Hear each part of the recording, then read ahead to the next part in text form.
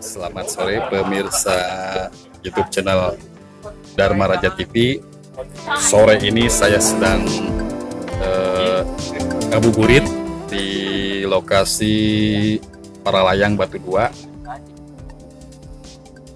Ternyata di sini banyak para pengunjung yang sedang ngabuburit juga. Wah. Ada yang selfie, foto. Dan mungkin sebentar lagi para pengunjung ke Batu Dua ini semakin banyak berdatangan tuh dua Paralayang sini. Dan mungkin saya setelah di sini mau lihat wisata yang ada di Ciduging, yaitu di PJG juga. Bagaimana kondisi ngabuburit di sana? Apakah ramai juga seperti di Batu Dua Paralayang sini?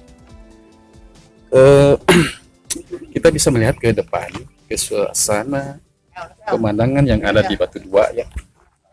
Terlihat tampak Bendungan Jati Gede sangat jelas sekali dari atas, dengan suasana yang sangat sejuk, segar. Jadi itulah laporan dari Dharma TV tentang tempat wisata yang ada di Kabupaten Sumedang, dan ini ada di Kecamatan Sisitu, yaitu wisata Paralayang Batu Dua.